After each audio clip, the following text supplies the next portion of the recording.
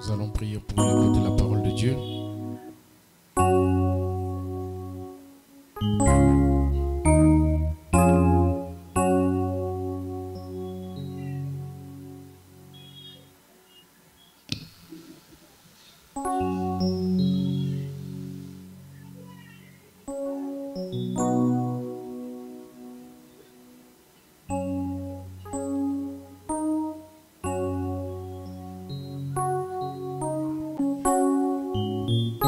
Bien-aimé Seigneur, ce soir, encore une fois, nous sommes dans ta présence et nous demandons ton assistance. Veille sur nous dans ce que nous allons devoir nous entretenir ce soir. Bénis cette réunion pour qu'elle soit une réunion véritablement bénéfique pour nous, Seigneur. Chasse les œuvres de ténèbres parmi nous, Seigneur Jésus. Parle-nous à travers ta parole et fais que tous les problèmes, les sacs des problèmes et des situations que nous avons amenés dans ta présence soient résolus. Car il est écrit, vous tous qui êtes fatigués et chargés, venez à moi, je vous donnerai du repos. Nous venons, Seigneur, avec des problèmes. Nous venons, Seigneur Jésus, avec nos épreuves. Nous venons les placer sur toi, Seigneur Jésus-Christ, afin que toi, tu les transportes pour nous et que tu les jettes, Seigneur Jésus, dans le séjour des morts. Sois avec nous maintenant, Père, car nous savons déjà par la foi que tout cela a été fait, car il est écrit, c'est par ces meurtrissures que vous avez été guéris. Et Seigneur Jésus, c'est dans le passé que tu conjugues tout cela. Et nous croyons aussi que tous nos problèmes, c'est dans le passé que nous conjuguons cela, parce que l'œuvre a été faite à la croix. Maintenant, Seigneur, nous nous avançons devant toi. Nous prions que tu nous donnes la fortification, la force, l'onction, l'autorité, la présence du Saint-Esprit pour nous diriger et guider nos paroles, Seigneur Jésus, et notre bouche, Père éternel, afin de consoler nos âmes et nous parler de manière efficace. Dirige-nous maintenant et prends toutes choses sous ta surveillance et ton contrôle du début jusqu'à la fin, dans le nom de Jésus-Christ. Amen. Amen. Que Dieu vous bénisse richement. Je vous salue dans le nom de Jésus-Christ.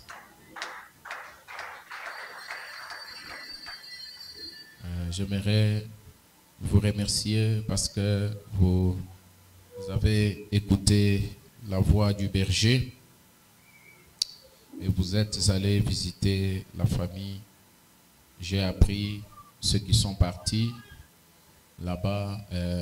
J'étais au courant et je vous remercie pour cela. Que Dieu vous bénisse richement.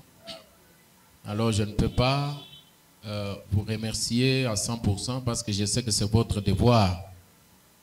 C'est votre responsabilité. Lorsqu'il y a un deuil quelque part, nous sommes censés, chacun de nous, être présent pour consoler la famille. Quelqu'un qui a quelque chose de matériel, l'argent, il peut laisser là-bas parce que nous savons tous que le deuil, c'est la consommation de l'argent. Donc, nous devons nous habituer à ça et nous ne devons pas nous attendre à un encouragement ou à un merci parce que c'est notre charge, c'est notre responsabilité. Du reste, que Dieu vous bénisse. Nous allons nous tenir debout pour lire la parole dans les livres des Hébreux, chapitre 11.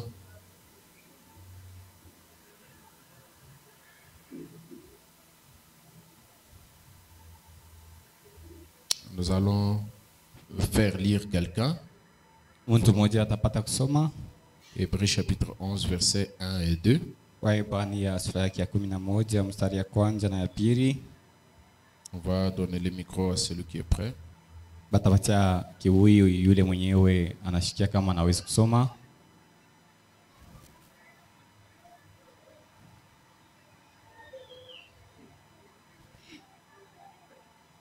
Or, la loi est une ferme assurance. Reprenez, papa. Reprenez. Or, la loi est une ferme assurance. Reprenez, papa. Or, la foi est une ferme assurance des choses qu'on espère une démonstration de celle qu'on ne voit pas. Vitendo ambao ya bintu atuone. Verset 2. Oui, verset 2. Pour l'avoir possédé, les anciens sont obtenus un témoignage Savile wazee walikuwa nao walipokea ushuda favorable. Ushuda mzuri. Reprenez le verset 2. Soma tena mstari ya pili ile. Pour l'avoir possédé, Kwa kuwa nayo les anciens ont obtenu un témoignage favorable. wazee walipokea ushuda mzuri kabisa. Quelqu'un d'autre va lire aussi le verset 6. Mtu mwingine naye pia atasoma mstari ya 6 uisiye kwa peleka kibui.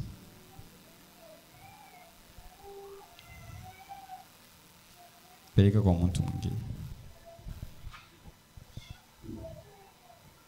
Or, sans la foi, il est impossible de lui être agréable. Japo bila imani inakuwa ya nguvu kabisa kumfurahisha. Car il faut que celui qui s'approche de Dieu croie que Dieu existe. Ndio inastahili yule mwenyewe anamkaribia ajua kama Mungu iko hapo na Et qu'il est le rémunérateur de ceux qui le cherchent. na yeye mwenyewe ndio mlipaji wale wenye mtafuta. Alléluia. Nous prenons encore une troisième personne. Na tunachukua tena mtu wa tatu. Jacques chapitre 2, verset 14. Yohana mstari yake ya pili. Verset 14 seulement. Tutasoma paka kistari hiki ya 14.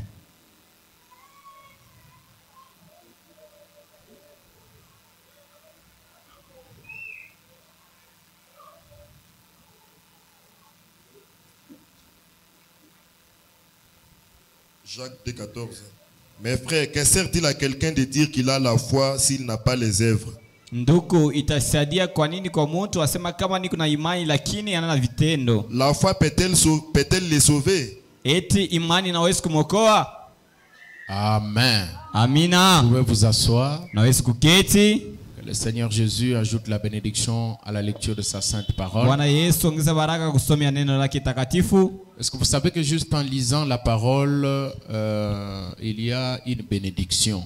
Eti mnajua kama hivi mnasoma tu Biblia kuna kwa mabaraka. Non seulement ça, en écoutant la lecture de la parole, il y a une bénédiction. Hapana paka ile tena na kushikia neno la Mungu, Mungu tena baraka. Parce qu'il est écrit, heureux ceux qui lisent Njoba anaandika kama waheri ni wale wenye kunasoma et qui entendent na wale wenye kunasikia les paroles de ce livre.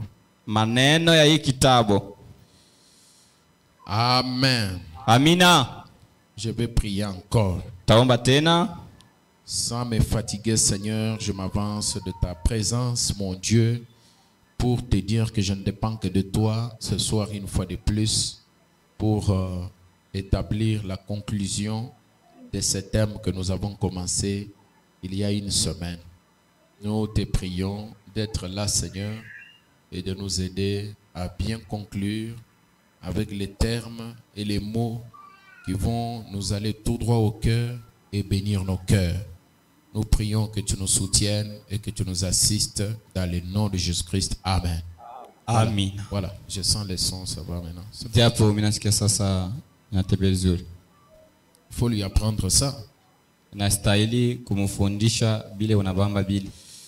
Alléluia. Amina. Que Dieu vous bénisse 1000 fois. Mungu amebariki mara 1000. La troisième main de l'épouse. Mkono ya tatu ya bibi harusi. L'épouse est celle qui a une troisième main. Bibi harusi anakuwa yule mwenyewe anakuwa na mkono ya tatu parce qu'elle a la foi. Ndio anakuwa na imani. Alléluia. Amina. Et nous avons vu que si quelqu'un dit qu'il a la foi, atuliona kama mtu ekuna sema kama ekuna imani, il faut qu'il puisse montrer sa foi par ses œuvres. Na stahili aoneshe imani yake kupitia vitendo. C'est pourquoi nous avons dit que comme la main, ce sont les actes, ce sont les œuvres. Ni kwa ajili ya ile ambayo tulisema kama mkono vile inakuwa vitendo. Ça montre une pratique. Inaonesha kutumika fulani. Parce que quand vous voyez les rôles que la main joue sur le corps, Ndio kama naona kazi ambao mkono kunatumika pa mwili ya mtu, vous pouvez facilement vous représenter les rôles qu'une main est en train de jouer sur le plan spirituel. naweza kusikia vizuri kazi ambao mkono kunatumika mu kiroho. Alors le prophète nous a aussi dit Na pale nabii alitambia tena que la main ou la troisième main de l'homme c'est l'épouse. Et c'est la foi. ya kusema mkono ya tatu ya bibi harusi ni imani. Donc nous avons une main, une action qui est accompagnée ou qui accompagne notre foi. Japo sisi tunakuwa na mkono, tendo moja ambao iko nasindikiza imani yetu. Le prophète nous a dit Na nabii anatuambia que les œuvres sont la foi exprimée. ya kusema vitendo inakuwa ni imani yenye kuweka peupe. Amen. Amina. Les œuvres sont la foi exprimée. Vitendo inakuwa ni imani yenye kuonekanisha. Alors le prophète nous a dit Na pale nabii alituambia dans l'exposé de cet âge de l'église katika vizazi 7 ya kanisa que Dieu taille notre caractère par la bataille. kusema Bwana iko na chongola tabia yetu kupitia vita fulani. Il y a une déclaration ici. Kwa tamko moja hapa Il dit que Dieu ne peut pas tailler votre caractère sans passer par les épreuves. anasema kama Mungu asiwezi kamwe kuchongola tabia yako bila kupitisha kuvipimo. Amen. Amina. Il dit Anasema nous sommes tous éprouvés sisi wote tunapimiwa, et châtiés comme de fils. wenye kupigiwa fimbo kama watoto. Il dit encore Anasema tena la raison pour laquelle il faut souffrir pour régner, sababu ambayo inastahili kutesa nchi ya kupata kutawala, et qu'on ne peut tout simplement pas former un caractère sans souffrance. ya kusema hatuwezi kuchongola kamwe tabia bila kupitia kwa mateso. Donc laissons Dieu nous former. Manake tuacha Mungu apate kutufundisha. Nous ne savons pas à quoi nous attendre. Atujue kinini ambacho tunaweza kuongolea. Nous ne pouvons pas être sûrs qu'aujourd'hui ça sera telle épreuve. Hatuwezi kusema kama leo itakuwa ni kipimo fulani. Mais l'essentiel c'est d'avoir la prédisposition d'esprit. Lakini ya muhimu ni kuwa na mawazo ya kutayari.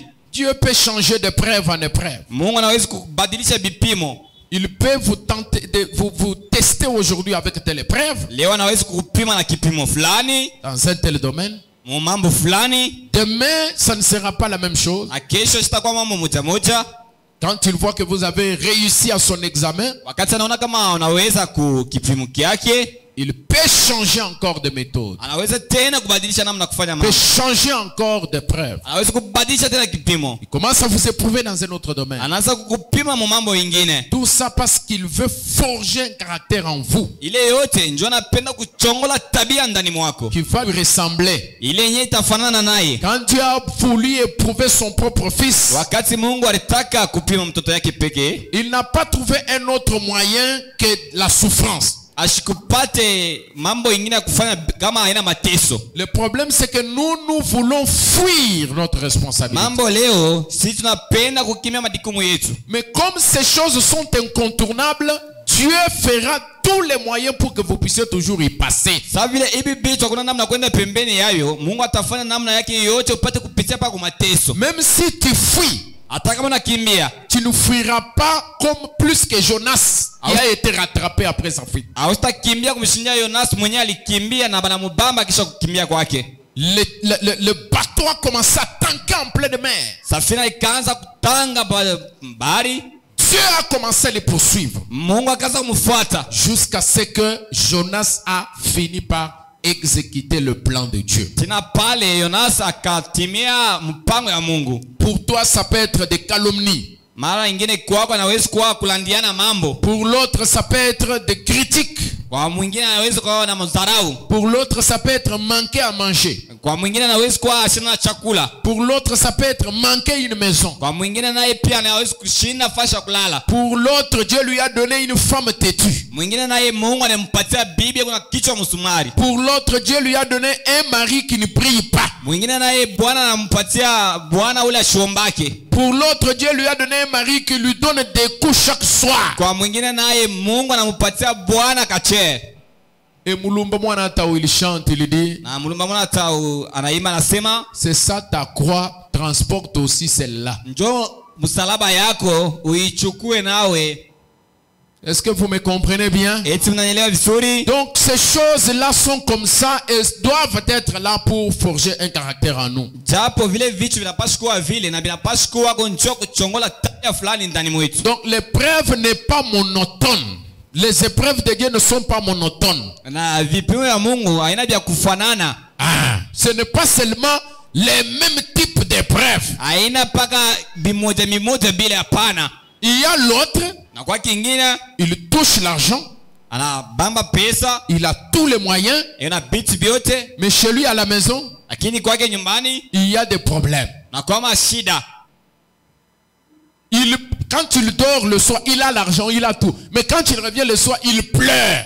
Tout le temps. Kuna pesa, kuna vitu vyote, lakini wakati yote analia kwa nyumba magharibi, kuna lia. Est-ce que vous me comprenez? Eti mnanielewa? Est-ce que vous dites amen? Eti unasema mina? Alors les épreuves ne sont pas seulement donc monotones telles que je l'ai dit là, ça dit tous. Donc quand on dit épreuve, ça veut dire manquer l'argent. Non. Na wakati nasema vipimo sio vya kufanana, wakati tunasema kipimo ni kusema bantu bote bapusa pesa hapana. Dieu peut vous éprouver aussi dans un autre domaine. Mungu naye pia anaweza kupima na kipimo kingine. Alors maintenant j'ai expliqué pour vous dire Na hapa nilifasia njoo kuniambia qu'il faut vérifier pour ne pas perdre le temps. ya kusema ni afadhali kuchunguza njoo usipate kupatisha wakati. Parce que l'homme souffre pour trois raisons. Njoo mwanadamu anakuwa na tesa njoo ya sababu tatu. L'homme souffre, parce qu'il manque, il ne connaît pas. Donc il est dans par l'imprudence. Na mwanadamu anatesa njoo ya kukosa kujua. Parce qu'il pêche. Njoo kuna tena zambi. Voilà. Donc il souffre parce qu'il pêche. Et kuna tesa njoo kuna tena zambi. Et Dieu est en train de le punir. Na Mungu kuna kumpiga. Lui il pense que Dieu est en train de l'éprouver. Na yeye kuna waza kama Mungu kuna nipima.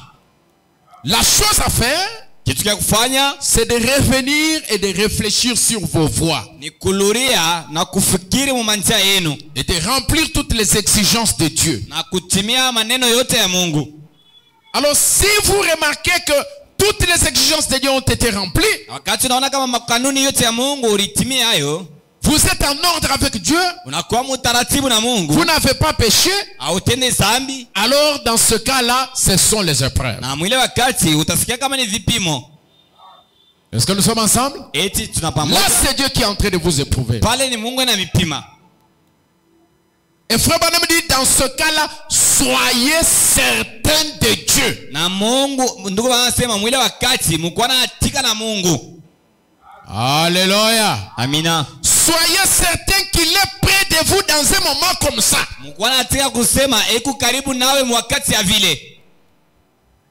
Faites-lui confiance. Umutumanie. Il va vous faire sortir de ces épreuves. Atakondosha ndani ya ile mateso. Parce que les épreuves, ce n'est pas pour toute la vie. Ce n'est pas pour l'éternité. Ce sont des choses qui ont eu un commencement, ça aura une fin. C'est pourquoi je disais aussi, les épreuves, que ça change. À un moment donné, vous allez voir que ce qui étaient nos plaintes autrefois, ce ne sont pas les mêmes plaintes aujourd'hui. Nasema vipimo vinabadilikaka. Njoo utaona kama mashida ambayo tulikuwa nayo jana sio ambayo tunakuwa nayo leo. Amen. Amina. Et l'homme souffre aussi par imprudence. Na mtu naye anatesa tena njoo ashina mkalamushi. L'homme souffre parce qu'il a péché. Mtu anatesa njoo anatenda dhambi. L'homme peut souffrir à cause des épreuves. Mtu anaweza kutesa kwa vipimo. L'homme peut souffrir à cause de l'imprudence. Na mtu anaweza kutesa tena njoo ashina mkalamushi. Alors frère Branham nous dit, ndiko anasema le caractère est une victoire. victoire. Tabia ni ushindi, Pas un don. sio zawadi. Un homme qui n'a pas de caractère ne peut pas régner. Mtu ambaye ashina na tabia hashezi kutawala, Car la puissance sans caractère, c'est satanique. njoo uwezo bila tabia inatokea kwa shetani. Vous voyez quelqu'un Aona mtu qui, comme dans un rêve, nakuwa samu ndoto, il se réveille le matin, il est déjà dans les biens, il fait comme ça va bien. Il fait comme ça va bien. anaamka asubuhi, anafanya hivi vinatembea mzuri, anafanya hivi vinatembea paka vile. Il a tout l'argent. Ekuna pesa yote, Il est dans la paix. eko katika Il a amani, tout. ekuna vyote, Il ne manque de rien. ashipusake kitu, Il est puissant. ekuwa uwezo. Et quand vous vous approchez de lui, Lakini wakati unamkaribia, vous trouvez qu'il n'a pas un bon caractère. unakuta kama asina tabia mzuri. Sans doute, sachez bien que ce qu'il a là, c'est satanique. Ça Bila- vient de Satan. Bila shaka mjua kama bile byote Vous kunavyo n'avez même pas besoin d'hésiter. vinatokea kwa imilishi, usishaki hata Comment il est arrivé là? namna gani anafika pale. À ce point-là, Ile nuta obtenu ces choses-là par Dieu, kupata vitu vyote vile vya kutokea kwa Mungu, mais sans passer par la formation pour tailler son caractère, lakini bila kupitia mafundisho ndio upate kuchongola tabia yake. il y a quelque chose qui ne va pas dans sa vie. Unakuwa kitu moja ambacho kitembea vizuri ndani ya maisha yake. Parce que quelqu'un que Dieu a pris du néant, Jo mtu ambao Mungu alichukua, Dieu lui-même Mungu peke yake s'est emparé de lui. anamchukua, Il l'a taillé. Il anamchongola, l'a tourné dans tous les sens. anamgeuza Il l'a frappé. Il anamupiga, l'a battu. anampiga, Puis il l'a élevé. kisha anamuinua. Cet homme-là, Ule mtu il connaît la valeur de la souffrance. anajua maana ya mateso. Quand vous allez vous approcher de lui, Wakati tutamkaribia, il va se mettre à votre place. atachukua pali pako, Il sera un homme plein de vertus. atakuwa mtu mwenye kujazwa na nguvu. Et bientôt là, nous allons parler sur un Dieu vivant dans un tabernacle vivant. Na mashi kidogo mtasemezea Mungu aliyo hai, kunaishi ndani ya agano aliyo hai, Ou la stature de l'homme parfait. au kimu kia mtu kamilifu. Si c'est le plan de Dieu, nous allons commencer les dimanches. Kama ni mpango ya Mungu, tutaanza kimu kia mtu Nous mkamilifu. irons comme ça Siku ya jusqu'à Yenga. l'imposition des mains avant que nous ne puissions entamer notre manifestation. Tutenda vile tena kutilia watu mikono kabla si kufanya ile mkusanyiko wetu. Amen. Amina. Frère Branham dit, Ndugu bana sema, mais la puissance avec le caractère est apte à régner. lakini uwezo na tabia inakuwa tayari njoo kutawala. Et puisqu'il fait que nous partageons même son trône, Njoo anapenda tupate kawanya naye kichwa cha wenzi. tout comme lui a vaincu et s'est assis sur le trône de son Père, Kabla yeye anashindwa na anaikala pa kiti ya baba yake, alors nous aussi nous devons vaincre pour nous asseoir avec lui. na sisi pia tunapaswa kushinda njoo kuikala naye pamoja. Amen. Amina. Je descends un peu en bas. Or, Japo cet état particulier de Smyrne doit être appliqué à chaque âge. hii wakati ya kipekee ya Smyrna napaswa kuikala mu bizazi vyote. Aucun âge n'en est exempt. Hakuna kizazi hata kimoja banaondosha. Voilà. Donc vous devez passer par là. Japo mnapaswa kupitia pale. Et il dit, Anasema aucun vrai croyant n'en est exempt. hakuna hata Mkristo mmoja ambao banatosha banaondosha. Donc ce sont des choses qu'il faut accepter au lieu de les fuir. Hivi vitu ni vitu ambavyo tunapaswa kuitika au kukubali. Il faut affronter ça. Pale ya kukimbia na stahili. Frère Branham dit, cela vient de Dieu. Wanasema ile inatokea kwa Mungu. C'est la volonté de Dieu. Ni mapenzi ya Mungu. C'est nécessaire. Ni ya muhimu. Il faut que le Seigneur nous enseigne la vérité. Na fadhali Mungu atufundishe ukweli. Quelle est cette vérité? Ni ukweli gani? Nous devons souffrir et être semblables à Christ dans la souffrance. Tunapaswa kutesa na kufanana na Kristo mu mateso. L'amour est patient.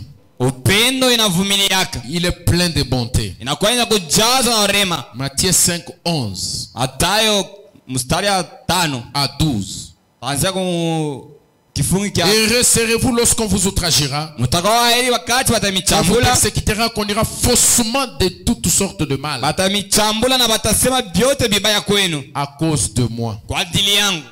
Réjouissez-vous et soyez dans l'allégresse, mfurahi na mkuwa katika furaha, parce que votre récompense sera grande dans les cieux. ndio malipo yenu itakuwa kubwa kule kumbingu. Car c'est ainsi qu'on a persécuté les prophètes qui ont été avant vous. Ndio ni hivi ambao waliteswa wanabii walikuwa mbele yenu. Voici ce qu'il dit maintenant. Msikie sasa kile anasema hapo sasa. Le ciel nuageux et les tempêtes de la vie ne sont pas les signes de la désapprobation de Dieu. Mbingu yenye kuwa na mawingu na mapepo haina kusema Mungu anaenda mbali nawe. Le ciel nuageux, Mbingu yenye kuwa na mawingu et les tempêtes de la vie, na mazuruba ya maisha, ce n'est pas un signe qui montre que Dieu n'est pas d'accord avec vous. haina alama ambayo inaonyesha kama Mungu ashikupende. Dites amen. Amina.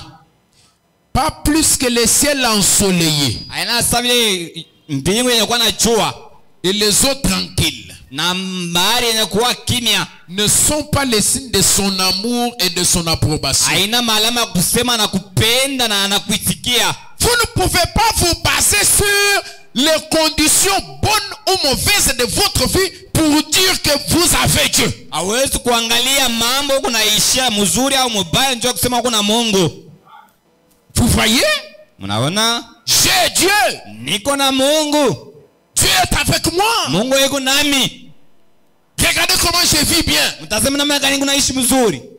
Moi je ne peux pas souffrir. Mimi siwezi pesa. Regardez comment je suis bien là. Mnamne muangalie namna gani. C'est la preuve que Dieu est avec moi. Ni hakikisho ambao Mungu yuko nami. Tu te trompes. Unajidanganya. Parce que les magiciens sont bien plus que toi dans ces domaines-là. Jua chawi. Kama mnaangalia pesa bado kuna ya mingi kabisa. Il y a beaucoup de gens qui sont en dehors de la volonté de Dieu, mais qui sont bien. Kuna kwa watu mingi kabisa wanakuwa nje ya mapenzi ya Mungu lakini wanakuwa mzuri kabisa. Tout comme le fait de souffrir, ça ne veut pas dire que Dieu n'est pas avec toi. Njoo vile hata maana kama uko na tesa haimaanisha kama Mungu ashina na wewe. Ça ne veut pas dire que comme tu souffres, tu manques à manger, tu manques ceci, tu manques cela. Ça ne veut pas dire que Dieu n'est pas avec toi. Mambo yana kusema vile kuna tesa Mungu ashina na wewe. Frère Branham me dit, Ndio anasema quelqu'un peut avoir le baptême du Saint-Esprit authentique, mtu anaweza kuwa na ubatizo wa Mtakatifu ya ukweli, mais manger à manger. lakini ekunaomba na mkate ya kula. Pour manger, il faut se tenir en cours de route.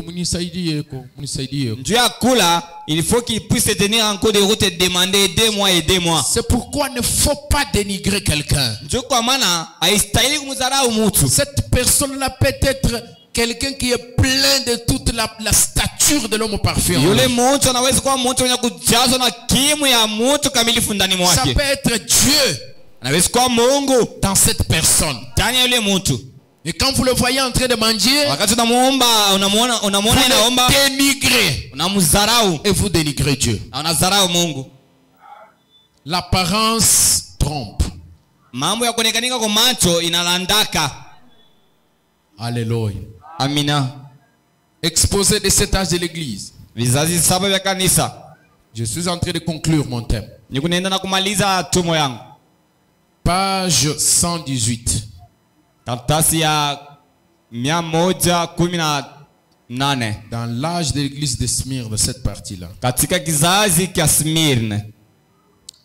Frère Branham me dit, Ndugu Branham anasema, je connais ta pauvreté, najua maskini wako, bien que tu sois riche. hata hivyo uko Frère Branham me dit, mtajiri. nous y voilà. Ndio anasema tunafika sasa. Observez-les aller et venir au milieu de son église Mumtazame yeye yule anaenda na anakuya katika kanisa yake comme un père. Sasa vile baba Il pose les regards sur sa famille. anatazama jamaa yake, Il est le chef de son foyer. anakuwa chef wa jamaa Il yake, est celui qui pourvoit. anakuwa yule mwenyewe anatayarisha mambo, Il est le protecteur. ndio mwenyewe wa kukinga, Et pourtant, il les regarde souffrir de la pauvreté. lakini kuna bangalia kuna tesa na umaskini. Frère Branham me dit, Ndio anasema oh, comme les croyants mal affermis s'achoppent à cela. oh, saa vile Mkristo ule ashishimame mzuri anashikia mbaya kwa ile. Mais comment Dieu peut être là parmi nous? Il est protecteur, il est pourvoyeur et tout. Mais il nous regarde en train de souffrir comme ça. Lakini namna gani Mungu anaweza kuwa katikati yetu wana tukinga, lakini kuna tuangalia tunateswa hivi. Ndugu banasema les croyants mal affermis va s'achoper à cause de ça. Mkristo ula sikufundisho mzuri atashikia mubaya kwa ajili ya hii.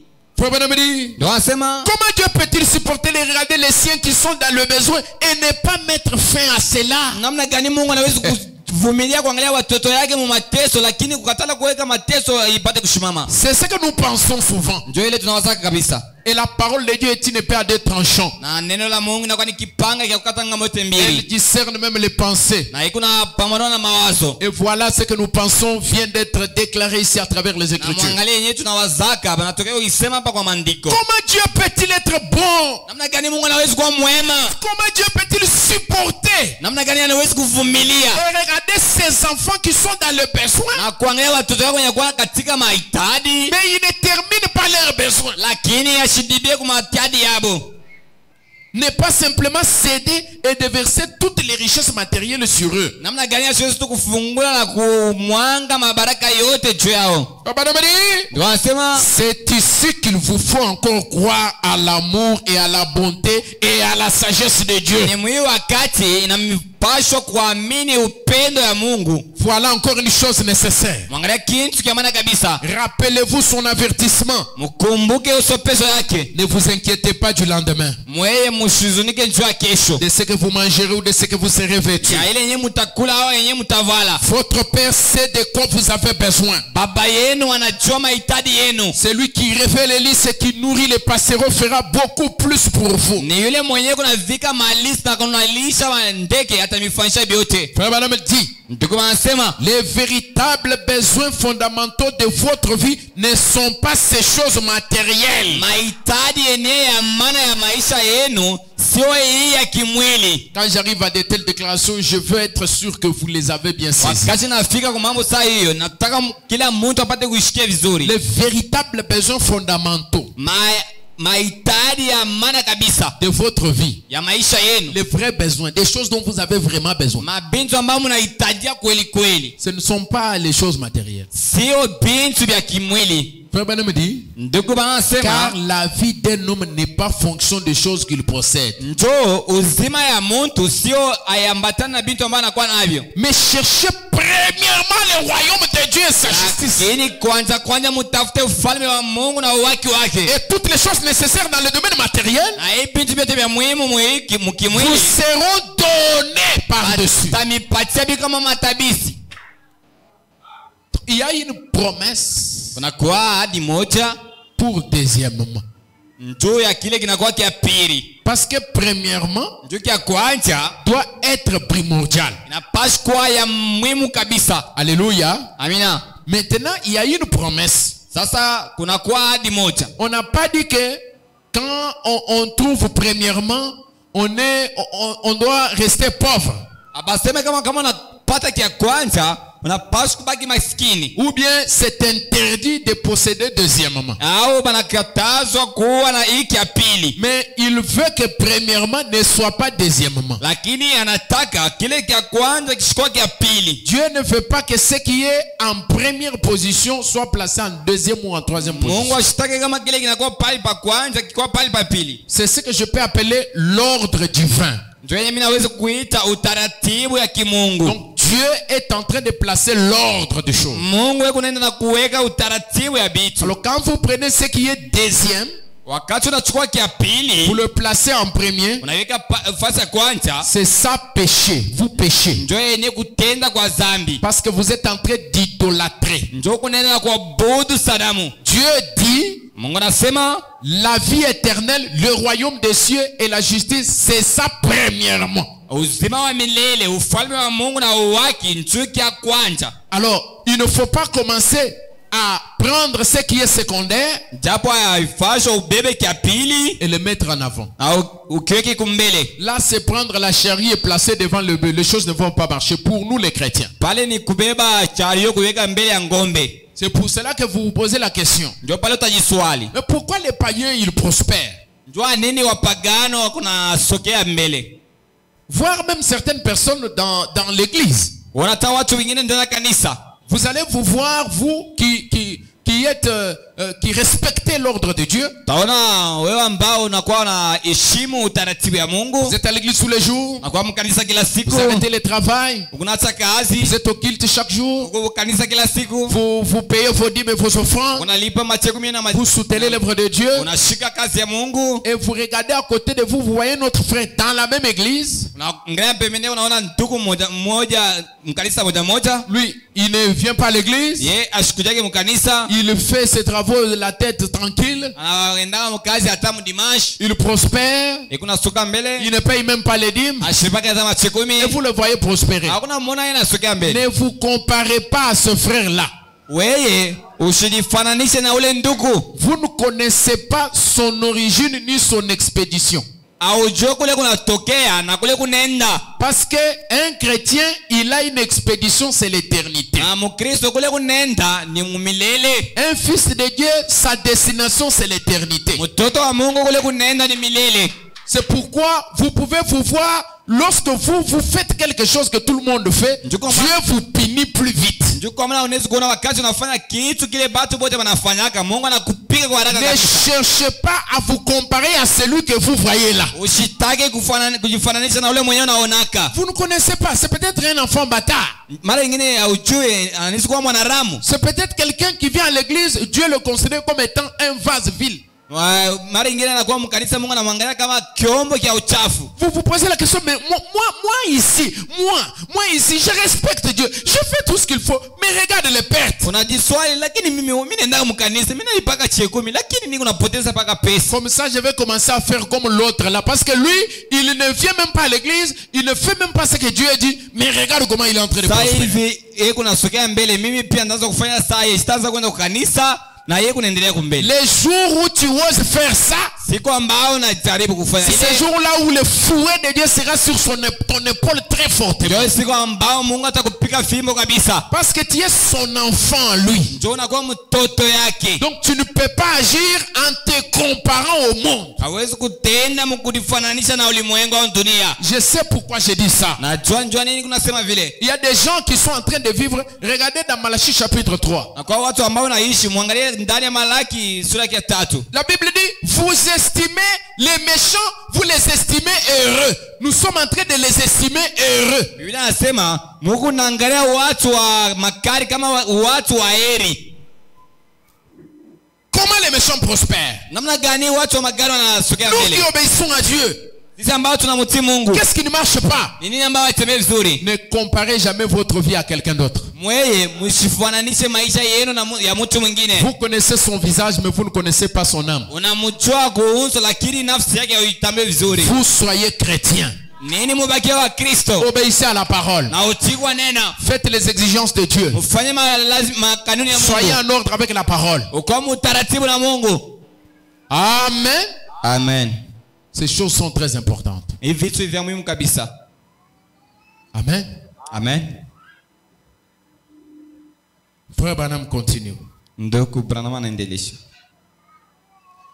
Le peuple de Dieu n'est pas axé sur les choses matérielles. Taifa ya Mungu aiangalie zaidi vya kimwili. Ça aussi c'est important. Il faut souligner sur ça. Inayo pia ni ya muhimu, inastahili kuibamba Le vizuri. peuple de Dieu n'est pas axé sur les choses matérielles. Taifa ya Mungu aisimamie zaidi pa bintu inaangalia mwili. Vous dites mais je manque même les nécessaires. Je manque même les nécessaires. Nasema mina shina na kilatu kenye ya kuvala. Frère Branham dit, Ndugu wanasema ne vous inquiétez pas. msihuzunike. Parce que votre état là, Ndio ile hali yako Dieu le sait. Mungu anaijua. Il n'ignore pas ça. Anaijua. Alléluia. Amen. Frère Branham dit, Ndugu wanasema le peuple de Dieu n'est pas axé sur le matériel. taifa ya Mungu aisimamie zaidi pa bintu vya kimwili. Ils sont axés sur Christ. Boba anaangalia zaidi kwa Kristo. Ils ne cherchent pas les trésors d'ici-bas, Abatafute mautadiri hapa duniani, mais ceux d'en haut. lakini wanatafuta mautadiri ya C'est kumbingu. absolument vrai. Ni ukweli kamilifu. Ça va blesser peut-être quelqu'un. Hii itaumizwa mara nyingine mtu. La majorité des chrétiens ne sont pas des gens fortunés. wengi kabisa wa Kristo sio watu watajiri, Ils sont plutôt du côté des pauvres. lakini wengi kabisa ni wa maskini. Amen. Amina. Parce que nous vivons en regardant à l'invisible. Sisi tunaishi tunaangalia kwa ile yenyewe haionekanike, En espérant sur ce qui est invisible. Ce qui est mkutumania éternel. ile yenyewe inakuwa ya milele. Ndio wanasema C'est ainsi qu'il en était à l'époque de Jésus. njoo hivi bilikuwa wakati ya Yesu, C'était vrai à l'époque de Paul. ilifika wakati ya Paulo, Et ça devrait être vrai aujourd'hui. alipaswa ukweli leo. Vous n'allez pas dire, je ne vous ai pas dit. Hein? Amtasema kama shikumiambia, Ah, pasteur, maintenant nous allons seulement rester comme ça pauvres. sasa mchungaji, sisi tutabaki paka hivi wa maskini. Mais posez-vous la question. Sasa mjiswali, Ce que tu étais hier, ile yenyewe ulikuwa ce jana, que tu es aujourd'hui, ile yenyewe unakuwa leo, c'est ce que tu étais hier? njoo kile ulikuwa jana? Pas du tout. Sio kweli. Branham dit, je regarde chacun de vous. Wanasema niko natazama kila mmoja wenu, Je vois que vous êtes des hommes intelligents naona kama mnakuwa watu wa akili kabisa et propres. na watu wenye kuvala mzuri, Et chacun de vous a un compte en banque. na kila mmoja wenu eko na konti kubengi. Il compare cette période-là à la période où ils étaient en train de préparer toute une casserole de haricots et de se partager maison par maison. Anaangalia ile wakati na nakumbuka ile wakati wanaanza kuipika kiungo kia malaki bantu mingi kabisa, lakini wanaanza kukabulana nyumba na nyumba. Il dit, je me souviens de l'époque, à l'époque de la récession. Anasema mimi nakumbuka wakati ya zamani, La crise. ile wakati ya ukosefu, Où on devait préparer les haricots dans une seule casserole et commencer à une gorgée de... une poignée de haricots pour chacun. tunaipika malaki mkiungo kimoja, kisha tunaanza kukabula, kila mtu anakuwa na beba yake. Mais aujourd'hui, Lakini leo vous êtes bien habillés. mnavala mzuri, Vous êtes propres. mnakuwa Et safi, chacun de vous a un compte en banque. na kila mmoja wenu anakuwa na konti Il kubengi. y a toujours une évolution. Unakuwa paka kusokea moyo kwa kumbele. Il y a toujours une différence que le Seigneur est en train de marquer. Unakuwa paka tofauti ambayo Mungu kuna anakutia. Le Seigneur ne veut pas nous affoler. Mungu ashipende kwenda nasi mbio. Ce n'est pas qu'il manque tous ces biens-là. Haina sema anashinda vile bintu vyote vizuri. Il a tout ça. Eko nabio. Toutes les choses toutes les richesses du monde. Vitu vyote vya dunia, matajiri yote ya dunia. Dieu a le pouvoir de nous les accorder. Mungu anakuwa na uwezo kutupatia hayo. Mais il a une façon où il veut nous amener à la perfection. Lakini anakuwa na namna moja ambayo anapenda kutupeleka kukamilifu. Il utilise les épreuves. Anatumia mavipimo. Parce que lui, il a un objectif. Il se fixe son objectif là. C'est la perfection. Dieu kuna shaba yake ni ukamilifu. Toutes les autres choses, vous allez pleurer, vous allez taper du pied par terre. Mais lui, il a une vision. Hivi vitu vinabaki, unaweza kulia kupika mikono, lakini yeye anakuwa na shaba yake. C'est comme un enfant Anakuwa sa mtoto qui a 8 mois ou 9 mois yule mwenye anakuwa na miezi 9 au 8 ou une année. au mwaka moja, Il est encore tout petit. anakuwa tena mtoto kidogo. Et puis, il te voit avec une lame de rasoir entre les mains en train de te couper la barbe. Anakuona na bwembe katika mkononi wako na kukata madevu. Papa, papa, il veut aussi que tu lui donnes la lame de rasoir. Oh, mzazi, baba, unipatie na mimi bwembe. Il veut que tu lui donnes la lame. Unipatie bwembe nikate na mimi mandevu. Toi, tu dis, oh! Parce que tu es un peu responsable, tu refuses. Utakatala na bwembe. N'est-ce pas? Sio vile? Est-ce que tu vas lui donner même s'il pleure comment? Hata kama analia, je, utabeba bwembe unampatia? C'est ce que Dieu fait avec nous. Njoo kenyewe Mungu anafanyaka nasi. Parce qu'il sait que l'argent, Anajua kama pesa ça peut vous égarer et vous perdre pour toujours. hawezi kumivurusha na kukupoteza njuu ya maisha yako mzima.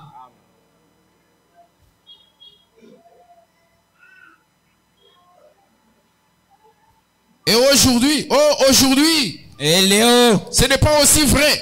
Aina tena ukweli. Car l'âge de Laodicée est un âge de grande richesse, Kizazi cha Laodikia ni kizazi kina utajiri kabisa. où l'on se fie à l'abondance des biens terrestres pour juger le niveau spirituel. Ndio inakuwa vitu vya kimwili inakuwa vya mingi kabisa juu ya kuhukumu hatua ya kiroho. Oh, comme l'église est riche de biens, Sasa vile kanisa inakuwa mtajiri kabisa na vitu. mais comme elle est pauvre en esprit. Sasa vile inakuwa masikini katika kiroho. Heureux vous qui êtes pauvres, car le royaume de Dieu est à vous. Kwa waheri wewe mwenyewe unakuwa masikini, njoo ufalme wa Mungu iko Le kwenu. royaume de Dieu n'est pas de le manger et le boire. Ufalme wa Mungu sio ya kula na kunywa, Il n'est pas matériel. sio ya vitu vya kimwili, Il est en nous. iko ndani mwetu. C'est de Dieu qu'un homme est riche.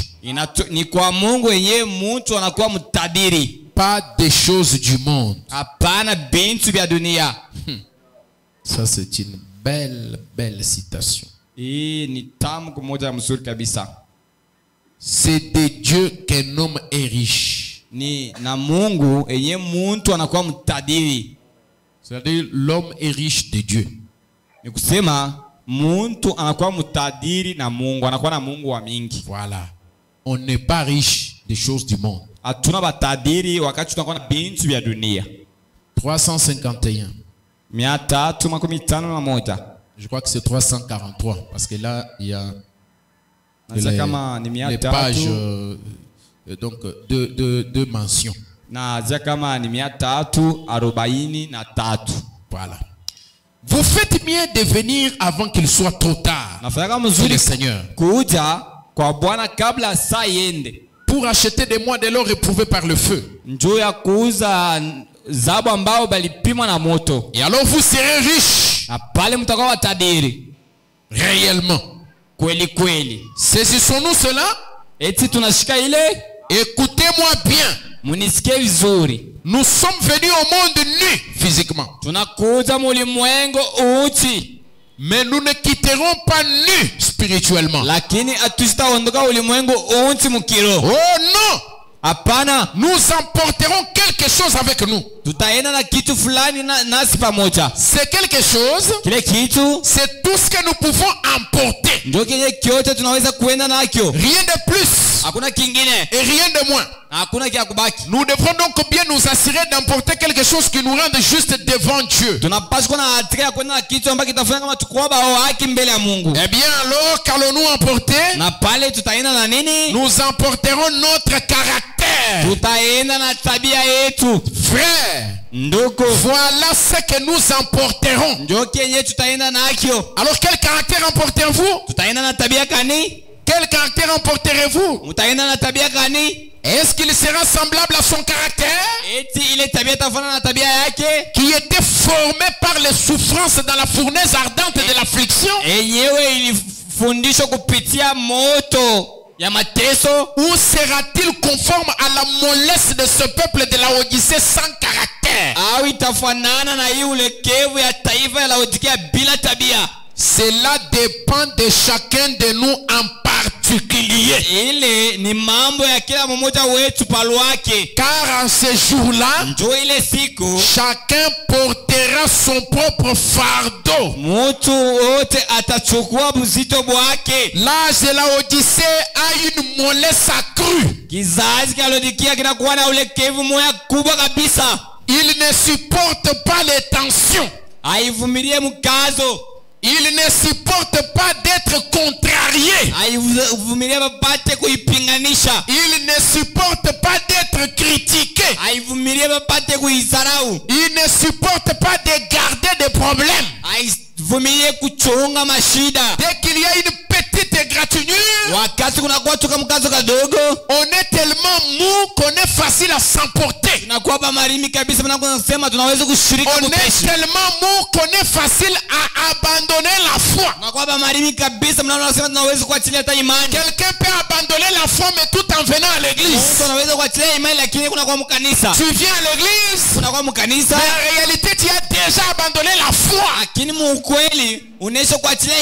Parce que beaucoup des exigences de Dieu tu tu les as déjà mis de côté. chuma kanuni ya mingi ya Mungu na kuweka pembeni. Tu continues à afficher juste une forme de la formalité. Unaendeleza na kuonesha paka umbo ya kuja Une forme de la sainteté. unaonesha umbo mmoja utakaso. Mais tu réunis ce qui fait la force de la sainteté. Unakatala kile inafanya nguvu ya Tu utakaso. as renié Dieu depuis longtemps. Unakatala Mungu na kwa muda mrefu. Il y a des choses qui sont devenues faciles pour toi à faire. Na kwa vitu ambavyo kwa teketeke kwa Mais sauf kufanya. que tu affiches le fait d'être membre d'une église. Yenye unaonesha tu umbo njoo kwa mwanamemba wa Ce kanisa. n'est qu'une pancarte publicitaire inutile. Inakuwa tu ni kibao kia kufanya kukutana kwa bantu Parce que kusomana. Dieu est capable de voir dans ton cœur que tu n'es pas en ordre avec lui. Njoo Mungu anakuwa na maeneo ya kuona ndani ya moyo wako kusema hauna na Dieu sait que tu n'es plus avec lui. Mungu anajua kama hauna naye tena pamoja. Dieu sait que tu l'as abandonné longtemps. Mungu anajua kama unamwacha unakuwa muda mrefu. Tu viens à l'église Kwa kanisa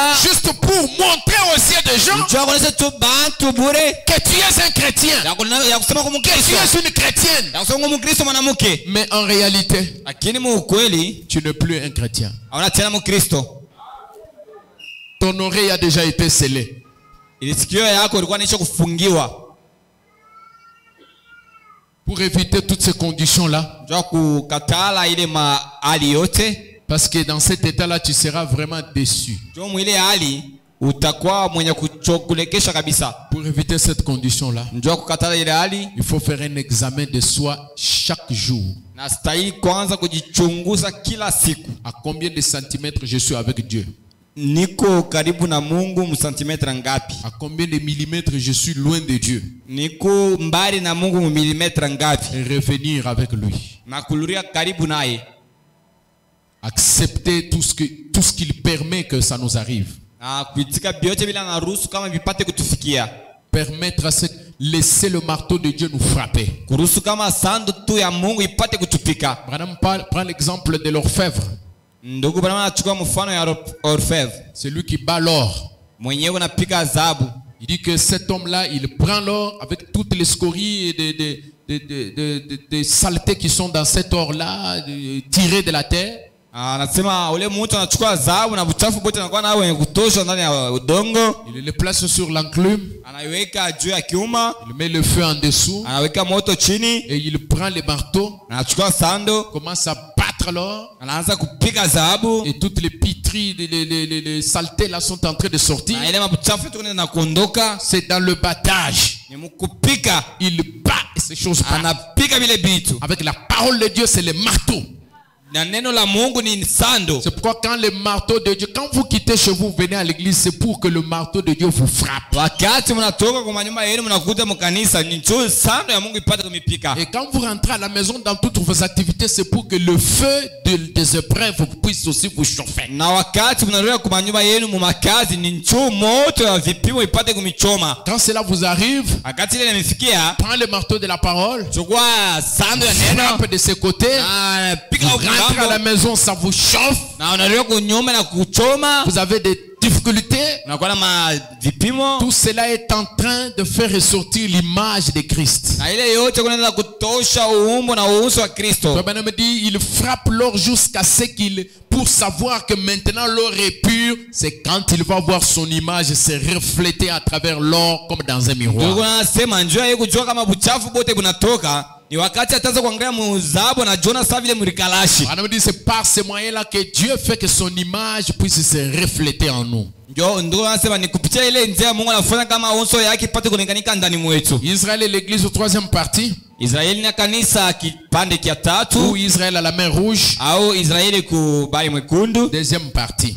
Kipande kia pili. Paragraphe 180. Mstari ya 118 na Frère Branham dit, je prendrai le chemin du petit groupe de méprisés du Seigneur. Ça c'est l'attitude que nous devons prendre. J'ai commencé avec Jésus. Seigneur, conduis-moi jusqu'au bout. Ce vieil évangile m'a aidé, frère. Quand je me suis tenu là devant des sorciers, wakati nilisimama pale mbele ya walozi, il m'a aidé quand des fous ont couru vers l'estrade. alinisaidia wakati wa mazimu walikimbia kuwa kwa madhabahu. Je disais, je vais les tuer ce soir. Walikuwa nasema nitamua hii De magharibi. 10 ans, je vais les tuer ce soir. Walikuwa nasema nitamua hii magharibi. Il m'a soutenu à l'heure des tentations. Alinisika wakati ya majaribu. Alors que les avions piquaient du nez. Wakati mandege ilikuwa na kuanguka, Pendant qu'il était dans un avion, wakati alikuwa mundeke, l'avion piquait. Il fait comme si c'était déjà la fin. ndege nataka kuanguka, saa utaona saa ni mwisho, Et que le pilote était tout pâle. na pilote alitokoloka. Ce vieil évangile m'a soutenu lorsque le médecin a dit Hii nchini ya zamani nishika wakati munganga alisema il n'a plus que 3 minutes à vivre. kupaka na dakika 3 ndio apate kuishi. Il m'a soutenu à ce moment-là. Alinisika mwile wakati, Et maintenant encore. na hapa sasa tena. Alléluia. Amina. Je l'aime toujours. Mina mpenda paka. Je n'en aurai jamais assez de cet évangile.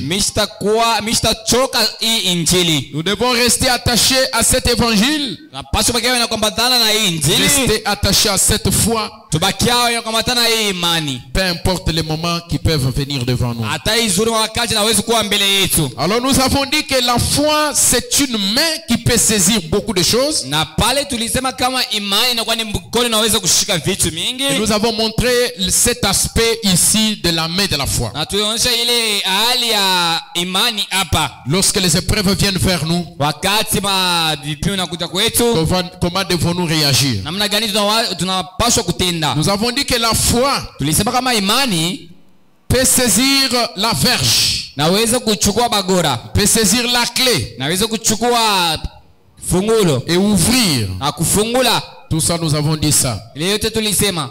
Maintenant, Frère Branham va nous dire quelque chose. Sasa hapa ndugu mwanama atatuambia kitu moja. À ce sujet-là, ça sera pour vous une fortification. Itakuwa njuu ya ukangamisho fulani. Parce que quand nous parlons de ces choses, Wakati tunasemesa hivi vitu, beaucoup de gens, ils deviennent comme s'ils sont abattus. watu wengi kabisa nakuta kama wakuchoka. Maintenant, suivez ce que Frère Branham nous dit. Sasa hapa mfuate kile ndugu bwana anasema. Parce qu'il faut que vous sachiez qu'il y a un espoir. Njoo inastahili mpate kujua kama kuna kuwa tumaini moja. Malgré les épreuves par lesquelles vous traversez en ce moment, Hata izuru mateso ambao unapitia hii wakati, vous n'êtes pas le premier à traverser par ces moments. aina wakanja wa kupitia mwile wakati. Vos grands frères avant vous sont passés par là. Wakubwa yenu walipitia pa ile njia. À travers toute la Bible.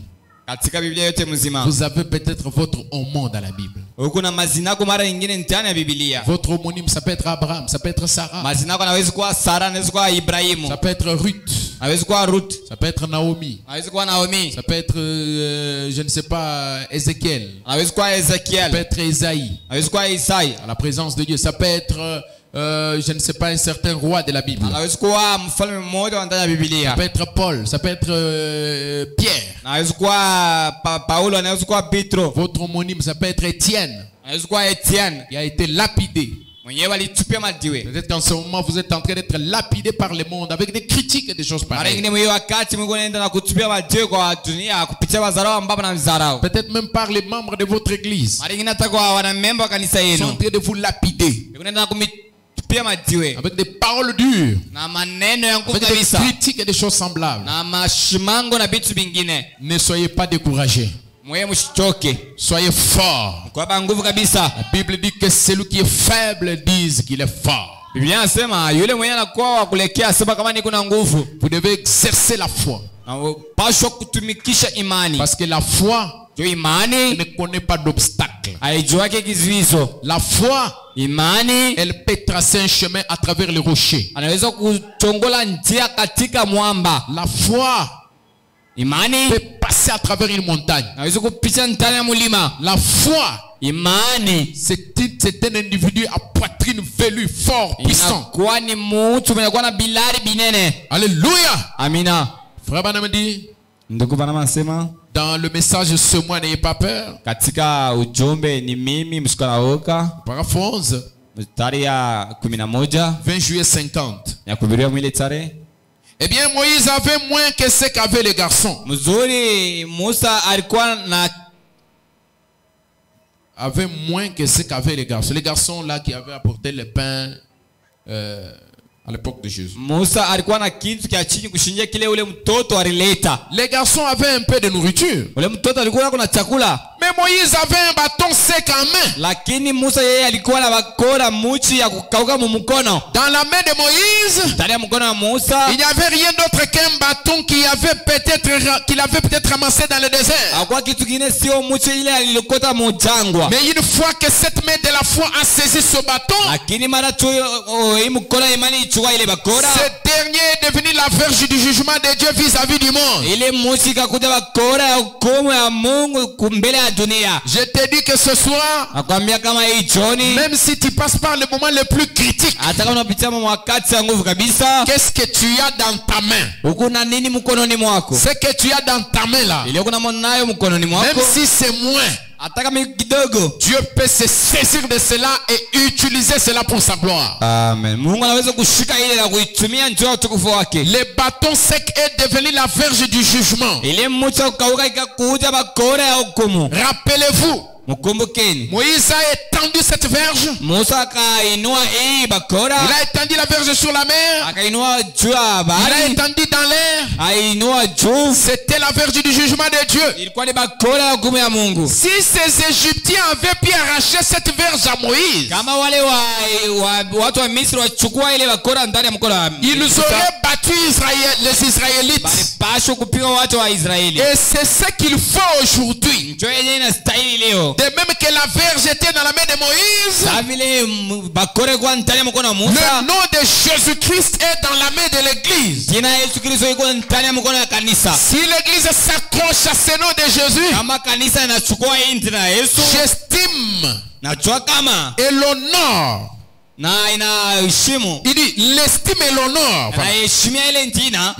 Et l'honneur, et cesse de l'utiliser dans l'argot et ainsi de suite. Et l'utilise avec puissance et révérence. Elle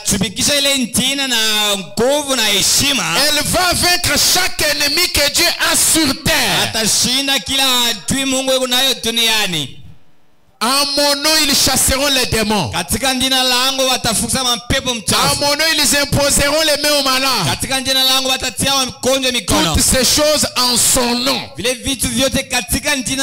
C'est ce que nous avions dit. Donc la main de la foi saisit le nom de Jésus et l'utilise avec honneur, avec respect et avec puissance. Le nom de Jésus n'aura pas d'obstacle. Devant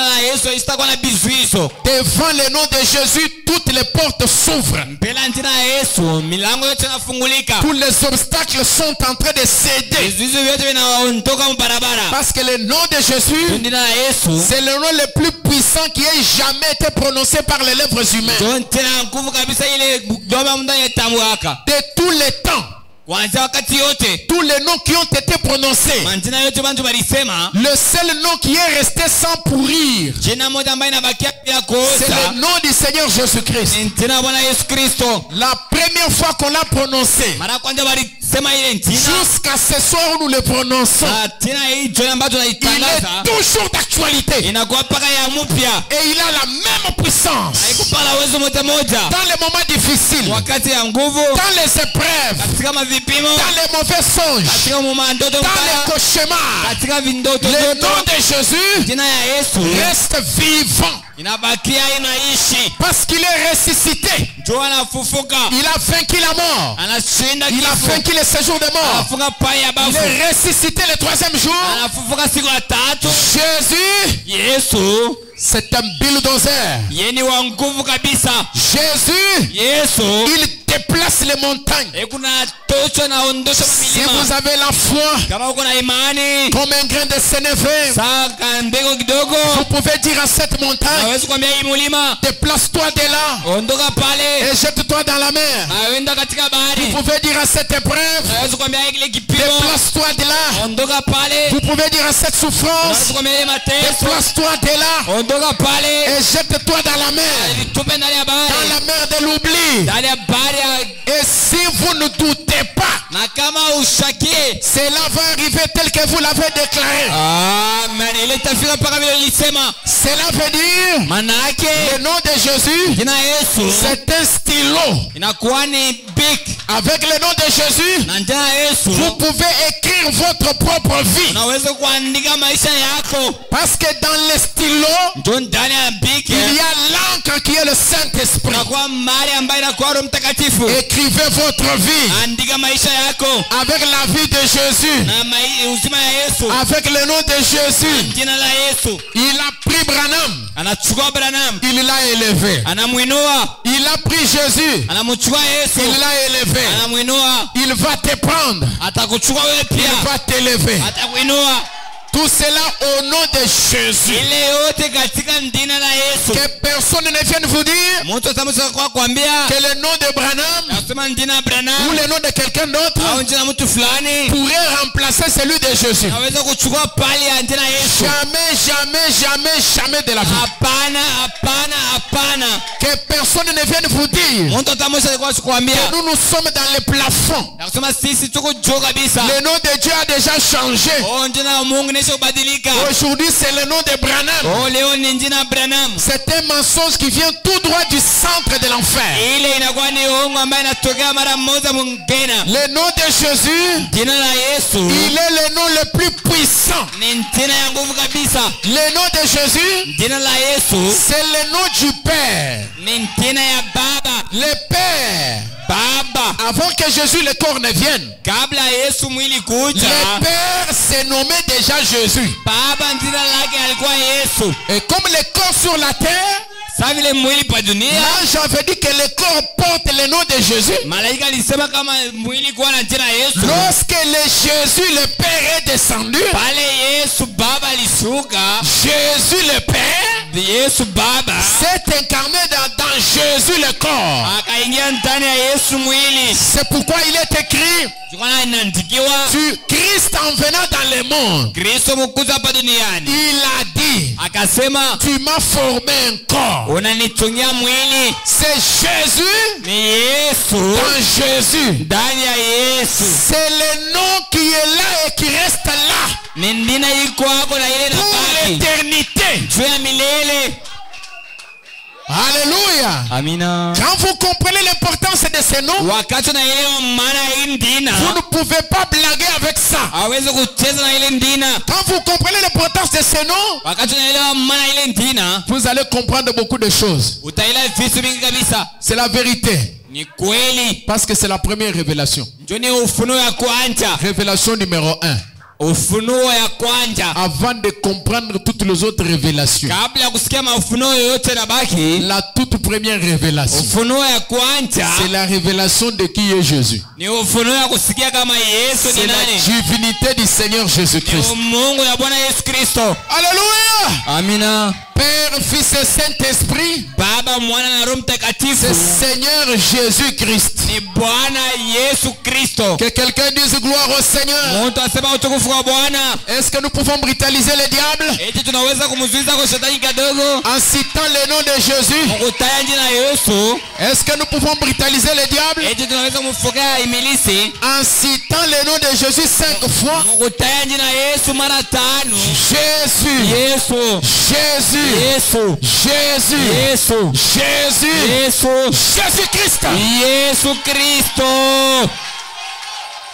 Pas seulement que le diable est brutalisé, Anapaka sema imilisi tunamuterrorize. pas seulement qu'il tremble, Anapaka anaongopa mais il fuit. lakini anapita mbio. Que le diable fuit de votre vie. Shetani akimbia ndani ya maisha yenu Au nom de Jésus-Christ. katika jina la Bwana Yesu. Que le diable cède devant vous. Na imilisi ondoka mbarabara Au yenu nom de Jésus-Christ. katika jina la Bwana Yesu. Recevez la force Pokea nguvu pour tenir. juu ya kusimama. Alléluia. Amina. Et pour déplacer les montagnes. Na juu ya kuondosha mamilima. Merci Seigneur Jésus. Asante Bwana Yesu. Tout ce dont nous avons besoin, Ile yote tunahitadia c'est de renforcer les bras, la main de la foi. ni kuinua mkono wa imani. On ne prononce pas le nom de Jésus avec peur. On ne prononce pas le nom de Jésus comme si vous êtes en train d'hésiter ou de craindre quelque chose. Quand vous vous battez, le diable ne te voit pas toi. Il voit celui qui est en toi. C'est celui-là qu'il craint. Parce que même le Saint-Esprit qui est en toi là, c'est Jésus. C'est pourquoi nous disons, celui qui est en moi est plus fort. Plus fort. Plus fort que celui qui est dans le monde. Jésus le plus fort. Jésus le plus fort. Il est fort. Alléluia. Amina. Géasi n'avait pas vu le nombre de soldats qui étaient autour de lui. Mais Élisée, lui avait déjà vu. Il connaissait l'importance. Il savait où il se tenait. Il connaissait la grandeur de la force qui était autour de lui. Parce qu'une armée dans le langage militaire on appelle une force. Géasi regarde lui ce qui se voyait avec Jésus. Mais il ne savait pas que Jésus était fort. Quand on l'a ouvert les yeux, le voile s'est ôté. Il a découvert la puissance qui est dans le nom de Jésus. Géasi ne prononce pas le nom de Jésus avec peur. Jésus est plus fort. Jésus peut aveugler les gens qui sont en train de te suivre. Jésus peut aveugler tes ennemis. Il aveugle tes ennemis. Qu'il aveugle tes ennemis. Qu'il aveugle tes ennemis. Au nom de Jésus-Christ. Frère Branham dit, si vous avez foi en Dieu et foi dans la prière, alors allez de l'avant de toute façon. Il n'y a rien qui arrêtera cela. Pourquoi? Vous avez la foi. Vous croyez cela. La foi ne connaît pas d'obstacle. La foi ne connaît pas d'obstacle. Que le Seigneur soit béni à jamais. Parce que ce soir, notre foi n'a plus d'obstacle. Comment nous allons connaître l'obstacle pendant que nous connaissons qui est avec nous? David, on lui a décrit comment était Goliath, comment il avait combattu, comment.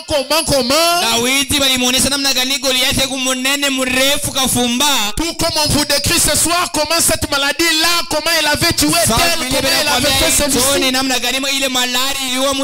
Comment ce genre de problème, comment ça se complique, comment. Tout ça, ce sont des bruits de derrière. David savait qui était en lui. David avait Jésus. Il avait Jésus en lui. Il était loin de l'onction de Jésus. David a dit, toi tu t'avances devant moi avec des javelots, avec des flèches. Mais moi, je m'avance au nom de l'Éternel. Il n'y avait pas d'obstacle. Ce n'était pas la taille de Goliath qui a fait peur à David. Ce n'est pas la taille de ton épreuve qui peut faire peur au nom de Jésus.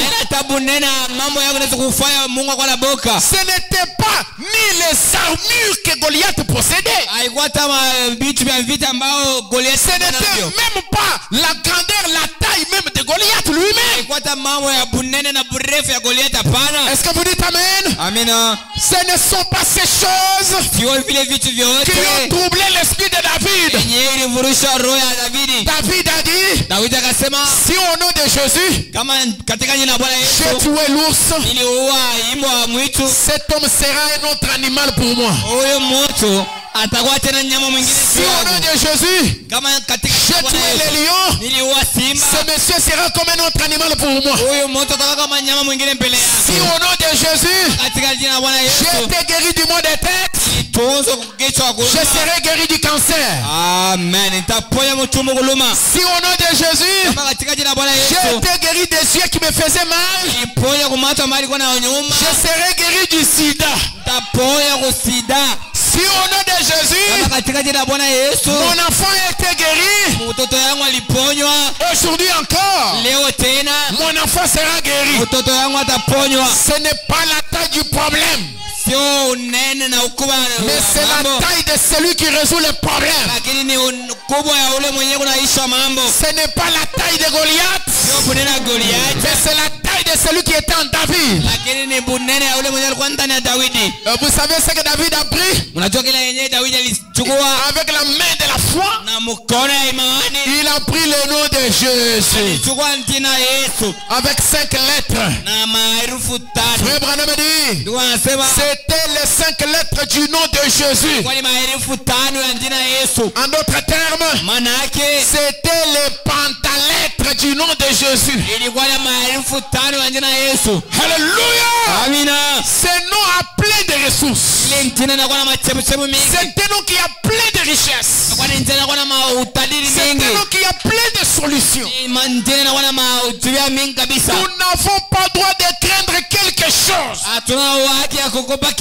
Nous n'avons pas droit de trembler. Le nom de Jésus a vaincu Goliath. David a pris le nom de Jésus. Il a mis ça dans sa fronde. Il a mis ça dans la chair humaine. Le nom de Jésus dans la chair humaine. Il a tenu ça. Il a lancé la puissance de Jésus qui est dans le nom de Jésus. Et allé enfoncer la lettre du nom de Jésus dans le front de Goliath. Goliath est tombé la face contre terre. Il a adoré. Que tous les ennemis se prosternent devant le nom de Jésus. Ceux qui veulent la chute de cette église, qu'ils se prosternent au nom de Jésus. Ceux qui combattent ta vie, qu'ils se prosternent au nom de Jésus. Que tu maîtrises les épreuves. Tu dois devenir le maître des épreuves. Le maître des temps. Tu dois être le maître des circonstances. Maîtrise les circonstances. Quand ça arrive, tu n'as qu'à citer le nom de Jésus. C'est pourquoi Frère Branham chante. Il dit, prends le nom de Jésus avec toi. Enfant de tristesse et peine, ce nom va te procurer la joie. Pendant les épreuves, dans le sommeil, tu es en train de voir des gens qui te font peur. Que tous ces cauchemars, même ça vient d'où? Je les arrête au nom de Jésus. Amen. Tous ces cauchemars là, ça vient d'où? Qui est celui qui vient pour te...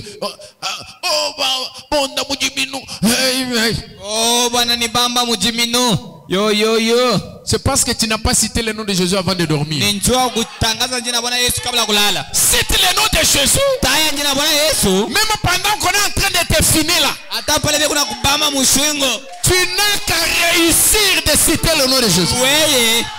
uweza tu kutaya njira Yesu. Qui ont déjà eu cette expérience-là?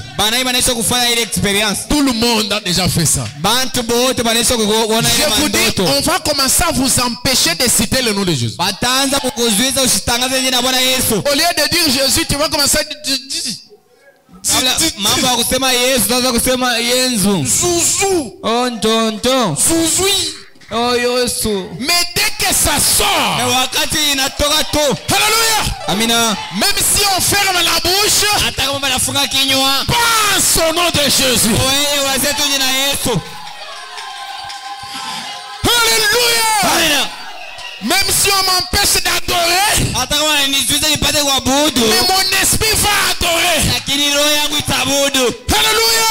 Amina. Même si je ne peux pas m'élever, même si je suis lié, mon esprit n'est pas lié.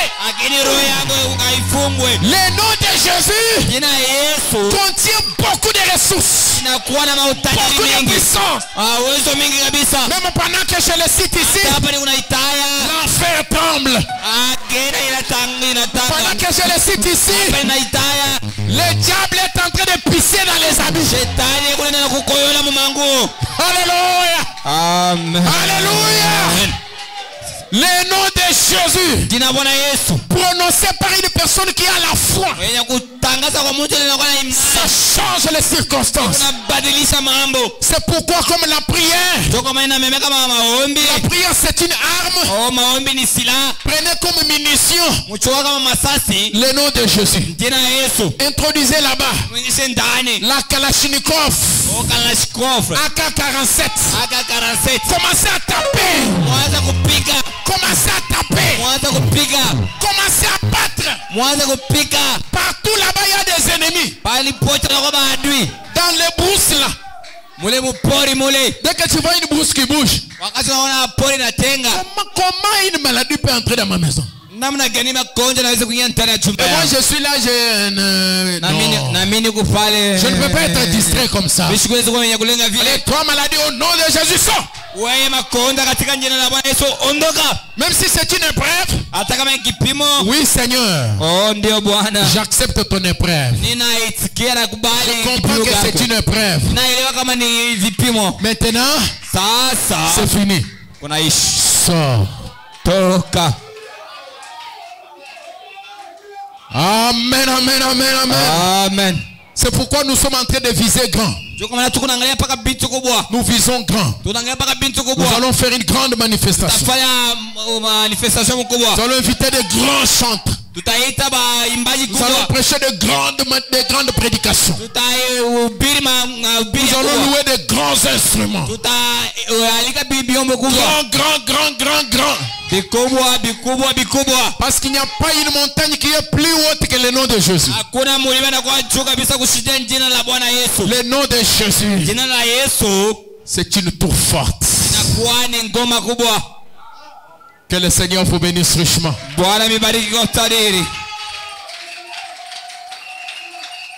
Alléluia, alléluia. Amen. Frère Branham nous dit, la seule chose que vous devez faire, c'est d'avoir foi en ce que vous êtes. Dites amen à ça. Amina. Il dit, ayez foi dans la parole. Ayez foi dans ce que la parole dit que vous êtes. Vous êtes fils du grand roi. Et ce roi-là s'appelle Jésus. Celui qui est en vous est plus fort que celui qui est dans ce monde. Moi-même, je ne peux rien faire. Mais c'est ma foi en Dieu. Quand la parole de Dieu vient en vous, elle est rendue manifeste car vous êtes un croyant. Il dit un croyant, c'est la foi de Dieu agissant en vous. Mettons-nous maintenant debout. Alléluia. Amen. Nous devons nous affirmer. tunapashwa kufundisha Nous mzuri, devons affirmer notre foi. tunapashwa kuhatikisha Nous devons imani yetu, affirmer ce que nous sommes. tunapashwa kuhatikisha kile kenye tuko. Quand un président de la République prête serment, Wakati ya rais wa nchi analapa mbele ya taifa, lorsqu'il est lors de son investiture, quand il fait le discours, wakati wanamtia kama rais, wakati anafanya mazungumzo yake, il dit en tant que président chef de l'État, anasema kama rais wa hii nchi, en tant que président de la République, kama rais wa hii mtaa, je déclare. nasema Donc vous aussi, nini pia vous êtes des présidents. mnakuwa wa rais En tant que fils de Dieu, kama mtoto wa Mungu mwanaume. je déclare. Natangaza, Branham dit Jésus avait foi dans ce qu'il était. ndugu anasema Yesu alikuwa anaamini kila alikuwa, C'est pourquoi rien ne pouvait tenir devant lui. ndio kama kitu atakimtaka kwanza kushiba mbele yake, Il savait ce qu'il était. alijua kila alikuwa. Et vous, qu'est-ce que vous êtes? Na nini Mungu wa nani? Vous êtes fils du grand roi. Mungu watoto wa mfalme kubwa. En d'autres termes, Manake vous êtes des princes. mnakuwa watoto wa mfalme. En tant que prince, Kama mtoto wa mfalme, je dis ça. nasema hiyo C'est assez. ninachoka. Même quand David, Hata Daudi un jour, il avait commis un péché. wakati mmoja alitenda dhambi, Il a fait quelque chose que Dieu ne voulait pas. alifanya kitu kimoja ambacho Mungu asikutaka. Il a fait le dénombrement du peuple. Alifanya kuhesabia kwa taifa, Et l'ange de l'Éternel a commencé à faire passer l'épée. Les gens sont morts na malaika wa milele alianza kupisha kipanga na watu walikufa par la peste. kupitia mapiko. Les gens sont morts. Beaucoup de gens sont morts. Watu walikufa mingi kabisa, Mais en fin de compte, lakini mwisho il a levé la main. Il a dit Seigneur, c'est moi qui ai péché. na kinua mikono akasema, Bwana, mimi ndio natenda dhambi. C'est le berger qui a péché. Ni mchungaji ndio anatenda dhambi. Tu vas épuiser toutes les brebis. Utaisha wakondoo wote. L'ange de l'Éternel s'est tenu en l'air. Na malaika wa Bwana akasimama juu, Il a dit c'est assez. akasema binenea, C'est assez. hapa kunaicha Et cela s'est arrêté. na inaisha.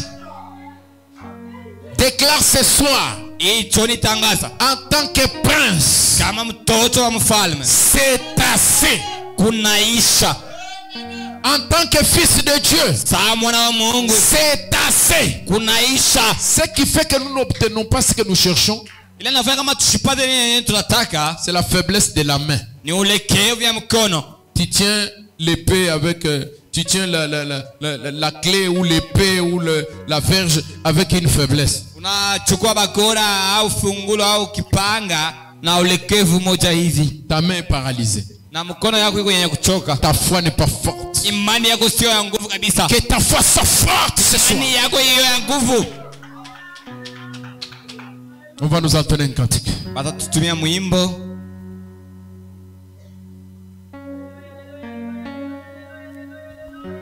Le nom de Jésus est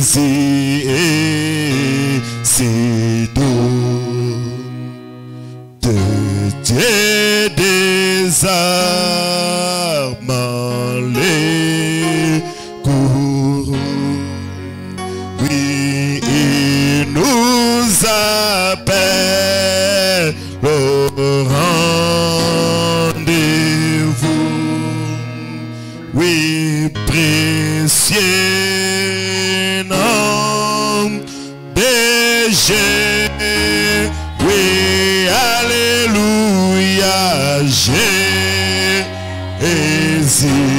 béni soit ton nom. Oui, Jésus, oh merveille. Oui, Jésus, si près.